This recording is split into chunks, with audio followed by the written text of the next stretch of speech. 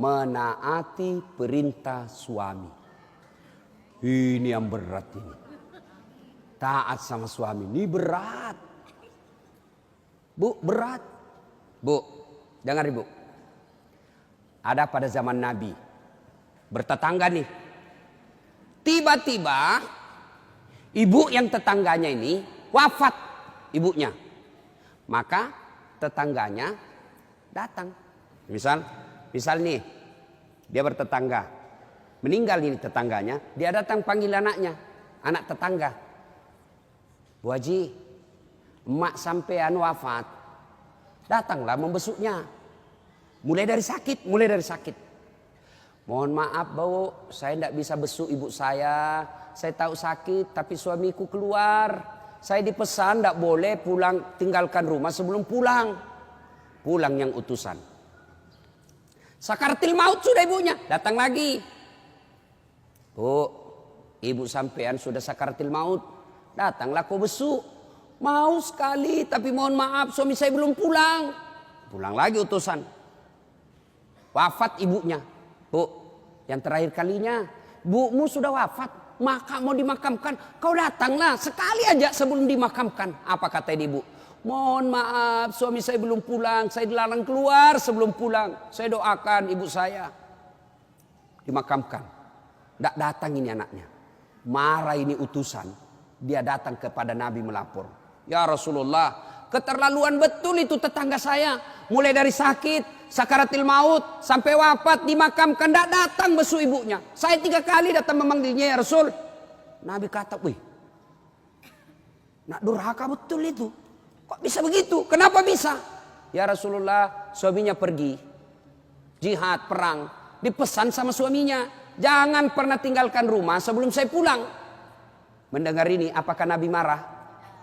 Subhanallah, dengar ibu. Subhanallah. Nabi lalu bersabda, alhamdulillah, diampuni dosa ibu yang wafat karena punya anak, istri yang taat sama suaminya. Masya Allah. Kira-kira masih ada istri zaman sekarang begini? Masih ada. Baru 10 menit pergi suaminya, dia telepon temannya. Datang aja, suami saya sudah keluar. Bu, taat sama suami. Itu pintar redanya ibu masuk surga. Ibu mau tanda fungsi utama suami? Bu, halo ibu. Fungsi utama seorang suami. Ibu mau tahu? Mau tahu ibu? Jalan pintasnya ibu masuk surga. Passwordnya masuk surga. Kenapa? Ridha suami itu ridhanya Allah. Kalau ibu sudah ridhanya, suami sudah ridha sama ibu, Allah tersenyum kepada ibu. Sebaliknya kalau suami tidak senang sama ibu, tidak pernah baik hatinya suami sama ibu, percayalah, susah ibu masuk surga. Betul. Ridhanya Allah itu tergantung ridha suami.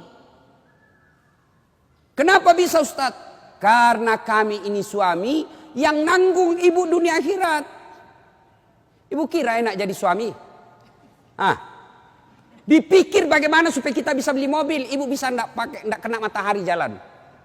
Kami pikir suami bagaimana supaya ibu bisa pakai baju baru tiap bulan supaya saudaramu enggak menghina kamu.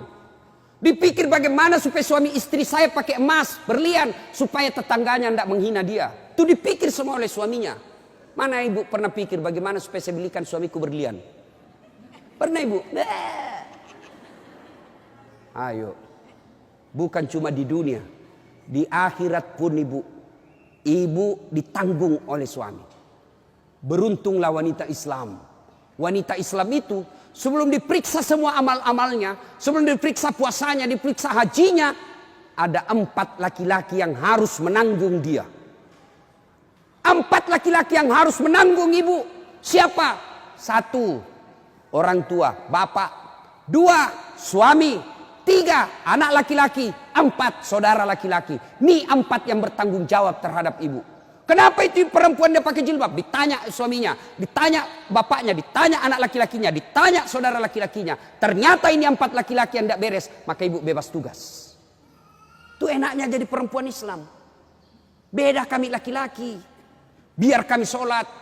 Ketua majelis ulama, hafal Quran, istrinya tidak pakai jilbab, istrinya tukang gosip, istrinya tidak puasa, istrinya tidak nutup aurat, istrinya tidak sholat. Demi Allah, ku ampusakum wa ahliku. Suamimu, nih kau masuk neraka sama istrimu. Ditanggung ibu dunia sampai akhirat. Suamiku tukang selingkuh, Ustaz. Suamiku pemabuk, suamiku tukang tipu, suamiku koruptor. Tidak ada hubungan, dia yang tanggung dosanya. Ibu kalau banyak agamanya, tadkhulul jannati bisalam. Kata Nabi, nih 7 pintu surga. Ibu pilih mana yang ibu mau masuki. Tidak ada urusan dengan suamimu. Itu enaknya. Jadi ibu jangan suka ngomel-ngomel. Beruntunglah ibu menjadi wanita Islam. Supaya sekali ngeluh, suami saya aneh Ustaz. Ini lebih parah lagi, dia curhat di Facebook. Ada juga ibu-ibu sekarang suka sekali ungkap aib suaminya di medsos. Di mana di kau? Tak kusangka kau begitu. Kesepian banget, pret. Apa yang begini? Ya, ibu taat perintah suami. Passwordnya ibu masuk surga, ridha suami. Tapi kalau ibu durhaka sama suami, susah. Perempuan sekarang kan banyak tidak hormat sama suaminya. Ketika Nabi Isra Mi'raj kan diperlihatkan. Masuk Nabi surga, Masya Allah banyak betul penghuni perempuan. Begitu Nabi masuk neraka, na'udzubillah min zalik, lebih banyak lagi perempuan di neraka. Lalu ditanya Nabi sama sahabat, kenapa bisa begitu ya Rasul? Ada 2 kelemahan perempuan. 1, tidak bisa tahan mulutnya cerita kejelekan orang. Yang kedua, dia tidak taat dan tidak mensyukuri suaminya. Itu sebabnya. Kalau ibu pandai mengendalikan mulut tidak cerita orang. Yang kedua, taat sama suami. Gampang ibu masuk surga. Cuman kita kan ini penyakit kita. Datang begini masih gosip tuh. Damai tapi gersang.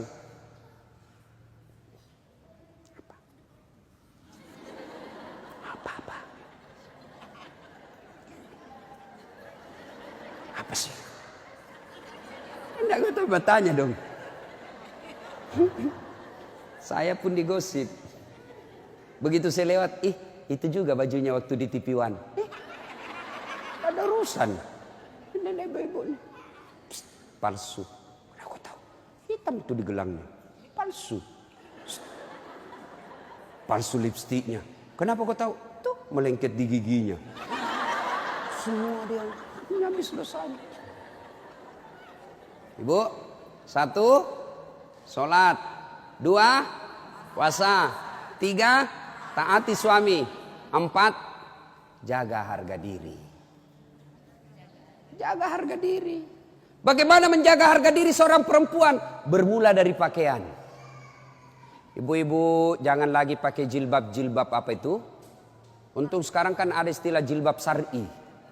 Dulu kan ada ibu-ibu pakai jilbab tapi ketat.